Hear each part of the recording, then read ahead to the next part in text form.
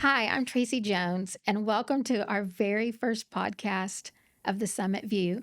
I'm here with Scott Schweitzer, and today we're going to go over some commonly asked questions that people have about behaviors and money. Welcome, Scott. Thanks, Tracie. Well, let's share a little bit about you since this is the first podcast. You want to share a little bit about you and the role you play at Peak? I'm the Director of Wealth Management here at Peak American Investment Advisors. Been in the industry about 20 years now as an advisor, and now running a team of advisors here to help all of our clients reach their long-term goals. Great. And so we know internally at Peak that you are the behavioral finance guy. Mhm. That's kind of your forte. You Mhm. really have a lot of education on people and why they do the things they do. What got you interested in that piece of the puzzle? It's a good question. I think years ago, just trying to understand the thought process behind different investors, working with different folks throughout my time in the business, I learned there was a difference between good investors and great investors. Hmm. And it wasn't what they had in their portfolio or how much money they had. It's what went on in between their ears when it came time to make investment decisions. And that led me down the rabbit hole of behavioral finance, studying how the psychological influences, the social influences, the shortcuts, the habits that we all have ingrained in us Hmm. affect our decision making when it comes to investing. Well, this is going to be very interesting because I know growing up, I saw things in my own household that have led me kind of in the way that I work with my money. Hmm. So this will be very interesting. So the first, we have four series of questions, and the first topic is why smart people make money mistakes. Hmm. So the first question, Scott, is why do emotions often override logic in financial decisions? Well, emotions tap into the oldest part of our brain, the survival brain, right? We think about that, it goes back to our ancestors. When they felt at risk, they get into survival mode. So when that happens, uh, emotions you react fast to. Logic is a slower process. Hmm. When we're feeling threatened, when our cortisol spikes, our adrenaline spikes, we tap into that emotional, that fast decision making part of our brain. Okay. Um, what would you say are the most common psychological traps that investors fall into? So, as humans, we come pre wired with dozens of cognitive biases. Some of them are more pronounced than others. In investing, we see a lot of those. A big one we see is overconfidence. You read an article one time, you think, okay, I got this, I can do this Hmm. myself. Or you make maybe a risky or maybe a not so risky bet on a stock and it works out. You say, this can be duplicated, this can be replicated. So we see a lot of overconfidence. We see confirmation bias, which means you actively seek out information that already supports your existing viewpoint. And that can lead you into an echo chamber of like minded thought where you're not looking at the other side of the picture. What could prove you wrong in that situation? Hmm. And then another big one that we see is loss aversion. Psychologically, we're wired to feel losses 2 to 3 times more than we fear the pleasure of winning. And so that can lead to very conservative portfolio allocations, or it can lead to panic selling during a little bit of Hmm. volatility, which really isn't in line with your long term goals. Right. That's very interesting. The loss, you Hmm. feel the loss more than you do the win. Yeah. Think about Wow. it. If you have a $20 bill in your pocket and you lose it, that stings more than when you take an old pair of jeans out of the closet and there's a $20 bill in there. It's just the way that Oh, we're wired as humans. oh, wow. That's interesting. Yeah. You're just like, oh, look, I've got $20. Hmm. Yeah. Um, how can clients recognize when the emotions are driving their money choices? So I think the first thing you have to do is just recognize that we all have these cognitive biases. We all react emotionally, whether we say we do or we don't. Once you acknowledge that, it's easier to separate logic from emotion. And if you find yourself thinking, am I reacting to the market? Am I reacting to fear? Then you're probably thinking more on the emotional side. But if you think, am I responding to my plan? that's more on the logical side, and that's what we want to see. Right. And that makes perfect sense because I know a lot of times things going on in the world, even not Hmm. even in the market, but even in the world, in Washington or in politics or whatever, can scare people Hmm. sometimes. So staying in the logical lane Hmm. makes a lot of sense. I think that's a big value add that working with an advisory team brings. We all learned at a young age not to touch something hot, whether it was a stove or a fire. We learned what happens if you touch something hot. Mm-hmm. And a lot of times, as advisors, we are protecting clients from themselves, from touching something hot. And so we have to come in with the logical voice of reason, not act on emotion to help mitigate any unnecessary risks. Right. What about practical steps can someone take today to bring more awareness into their financial decisions? I think first, having a written goals based plan Yeah. is the ultimate thing that you can do, right? You want to have a plan that is tied to your lifetime milestones, your goals, Mm-hmm. not arbitrary numbers in the market. Doesn't matter what the S&P reach, doesn't matter what Apple or Nvidia is doing. You want your plan to be tied to your specific goals. When you can tie back that plan to things that are important to you, it helps you stay more disciplined in the Mm-hmm. long term. Secondly, touched on this a little earlier, but working with an advisory team that's able to remove the emotion out of the decision making process and focus solely on the logical decisions Mm-hmm. will help you stay disciplined. Right. One of the things I love about Peak is we do a goals based plan. Hmm. We don't come in with that fear leading. We come in with, really learning about someone. Hmm. And um, I mean, I think the first meeting really, when we meet with somebody, is just learning about them and their family and their goals and what they want. We don't immediately go into that Hmm. finance because you really have got to understand what the goals are. 100%. And you're right. The first meeting that we have with our clients is really trying to dive down deep and understand the clients, Right. their situation, their values, the things that they want to accomplish in their life, whether it be for themselves or for their family, Mm-hmm. and get a true understanding of where they are now and the things they want to accomplish along the way. You know, most people have went to an advisor before, and one of the first things that happens is they slide a risk tolerance questionnaire Yeah. across the table to you. Say, great, you came in at a 66. Here's the portfolio that matches someone that comes in with a risk score of 66. Mm-hmm. And every time you go into that office, depending on what's happening in the outside world, your risk score is probably going to be a little bit different. If you come in the depths of a bear market like 2008, 2009, your risk tolerance score is going to be very, very low. You don't want to take any risk. But if you come in the height of a bull market where you see green across the screen everywhere you look, Jim Cramer's yelling about all sorts of Yeah. stuff on his show, you want to know if you could take out a second mortgage to buy more technology Mm-hmm. stocks. It doesn't add up to your long term goals. What you want to accomplish in your life doesn't go away depending on what the market's doing. You've worked your whole life. You have things that you want to accomplish after working in your retirement. Right. We tie the plan to those goals. Yeah, I love that. You brought up mortgage, which this brings up an interesting question because this is going on, I think, right now in Washington. But I think the president's wanting to throw a 50-year mortgage out on the table, and that's probably something that is not recommended by this firm. Yeah, I would stay away from the fancy mortgages. I Yeah, think a 15 or a 30-year fixed rate mortgage is probably your best bet. right. Yeah. Okay, so our next topic is the role of fear and greed. Mm. And so, how do fear and greed show up in investor behavior?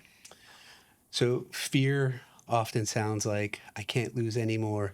Get me out of the market before it goes down more. Where greed on the opposite side shows up as I wish I would have bought more, or how quickly can Mm, I get more money invested. At the root of it, they're both comparisons. You're comparing to other people, other portfolios, which necessarily isn't a good thing in investing. You want your focus to be on your plan. right. And that's one of the things we do well too is that we don't have a cookie cutter um, philosophy. People Mhm. come in and we actually build around their goals and what's important in their life. Yeah, it's really important in today's day and age where a lot of the big box firms, they want to grow and scale, which is fine, but the only way they could do that is with very similar portfolios. Yeah. Whereas coming to a boutique wealth management firm, we're able to sit down with our clients, really understand what it is they want to accomplish, and then build a portfolio specifically for them. Because every single person that sits in the seat across the desk from me, they may have similar goals, but we might get there a different way. So we want to tailor that to each person specifically. Sure. And why do market downturns feel so much worse than the high feel good? And we talked about that. Yeah, it goes back to loss aversion where Yeah. we don't like feeling losses. It Right. hurts 2 to 3 times as much as winning feels good. If you ask most people, they remember 2008 and 2009 like it was Oh, yesterday, yeah. but then the 10 plus year bull market that happened after is a distant memory. It's because that pain of 2008, 2009 is going to stick with us for a long Hmm. time. Right. And how can understanding these emotions actually improve long term wealth building? Again, I think the first step is just acknowledging that emotions exist. They do play a role in our decision making process. No matter how confident of an investor we are, no matter how detail oriented we are, if we are doing it ourselves, we do let emotions get in the way. It's natural. You get into that fight or flight mentality and you're going to act on emotion.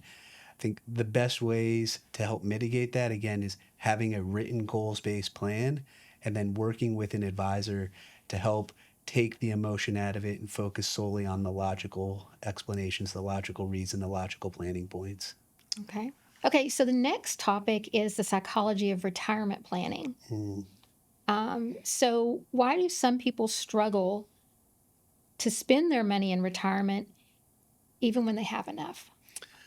So I will say in my 20 years of doing this, the most difficult transition for people to make is going from working to retirement. Yeah.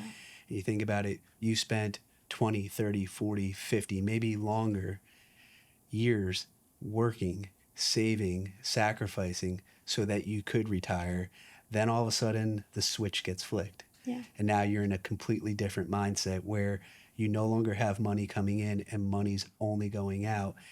It's not an instant fix. It takes some time to adjust, not only to the lifestyle, but also giving yourself permission to live that life that you have saved your whole life for. Right.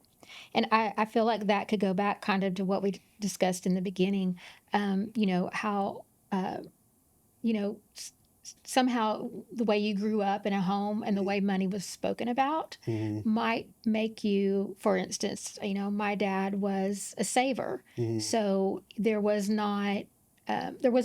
he would say money doesn't grow on trees. Mm-hmm. But he ended up being the millionaire next door because he said money doesn't grow on trees. He was a saver. So I can imagine if somebody grew up in a home or they have that, then they may feel like when they get to retirement, and they've got plenty of money, but they may still think I don't have enough because just the way their mindset has been. Yeah, it's really difficult to change from I'm going to scrimp and save everything I can so I can retire to, okay, now I have permission to spend some of this Right. money. And you see a lot of fear in retirement. You don't want to run out of money. You don't want to go through another big 2008, Hmm. 2009. You worry about health care costs. You don't want to be a burden to your children. And so, what that does is it causes you to pull back even more and continue to have that mindset of, I have to save. I can't treat myself. I can't do the things I want to do in retirement because all these things may happen down the road. Right. Yeah. What role do identity and purpose play in the financial comfort during retirement? A huge role. Again, we go back to people are working, their identity is associated With the work. with work, coming home, being the provider, being able to take care of your family. Once you retire, you're searching for a new identity.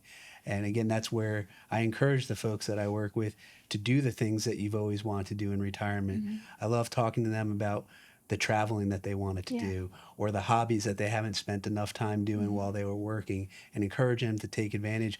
This is the time where they have the most freedom in their entire life is once they retire. So use that money that you've accumulated, Yeah. put a plan together, show you how much you could spend every single year, and go and do it. Right. I love that. One of the reasons that we call this the Summit View is because a lot of our, well, I guess a lot of our philosophy, a lot of it is about that travel up the mountain, Mm-hmm. and then what do you want your view to be when you get to the top? Yeah. And so when you get there and you figure out what you want your view to be, you certainly want to enjoy it. Mm-hmm. So, that's why it's really good to have someone, an advisor, to help you strategize how you can do retirement, be happy, and not stress about that. And I think people worry about spending all of their money in retirement. They've saved $1 million, $2 million, $3 million or more dollars so that they can enjoy retirement, and they look at it as losing money. Right. Whereas we have to shift the focus. You're not losing money. You're spending the money on the things that you saved your entire life so that you were able to do them. Right. Yeah. You're used to getting a check deposited every 2 weeks, and then all of a sudden, it's coming not from a company, but from an investment account or however you're receiving your deposit. And so you're like, oh, it's like a bank account withdrawing to them. They have to see that that's not really what it is. Yeah. The intention in the saving was met, and now enjoy. And now enjoy it. Do the things that you saved for. Okay, so our next topic is, and this one's very interesting, I think, is money and family dynamics, which I touched on a little bit, just in my own personal home. My dad was if you've read the Millionaire Next Door, he's the typical, he would have us believe that there was never quite enough. And then, we learned later that there was more than enough. But it did shape the way, I think our whole family thought about money because, just being in that environment. But, and so the question was, how do family dynamics influence decisions across generations? And I guess that's one way it can, is by what you hear. Yeah. What you learned about money and savings and finance, you learned from your parents. Yeah. What they learned from their parents. And if we think about, we only have to go back a couple generations to the Great Depression era, where Right. everybody scrimped and saved everything they could because there wasn't much to go around. And that went on to our parents and grandparents and so on and so forth. And so a lot of that gets passed down almost like a family tradition on how you look at money. Right. Yeah. If my dad was alive right now, he'd be in his 90s. So he did come out of a period where, things weren't just, the life he was building with my mother was not the life he lived. Yeah. So why do you think it's so difficult for families to talk about wealth together? So it's a tough subject. There's a lot to unpack. Sometimes it has to do with power, where one person has always controlled all the finances of the house. The money came in, the bills got paid, the investments got made. It was all controlled by one person. Right. Other times, fairness comes into factor, where perhaps they may not be leaving behind the same amount to every single sibling or every single relative. And then the mortality of it, where when they're talking about wealth and what the family has accomplished and what they want their legacy to be, that's tied to mortality. And no one likes talking about when they're not going to be here anymore. No, they don't. What psychological patterns do you see repeating in families around money? So there's typically about 4 different types of family dynamics when it comes to money. The avoiders, where they don't talk about money at all. You have the controllers, where one person controls all the money situation. You have the pretenders, where they don't talk about money at all. It's taboo. And then you have the protectors, who want to do everything they can to protect the generational wealth. Right. Okay, and our last question is, how can families start building healthier conversations about legacy and success? So I think the 4 types of families that we just talked about, that'll drift from generation to generation unless one generation takes a stand and starts talking about it differently. So having those conversations with your family in an open environment will help change those patterns. You might talk about, what do we want our legacy to be, whether it's financial or otherwise? Or what do we want this money to provide? How is the best way that we're all going to be able to benefit from this? And just having those conversations changes history, so to speak, Hmm. of how your family has always looked at money.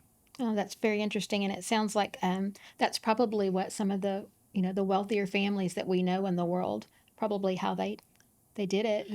They all have those conversations Hmm. about legacy planning, generational wealth.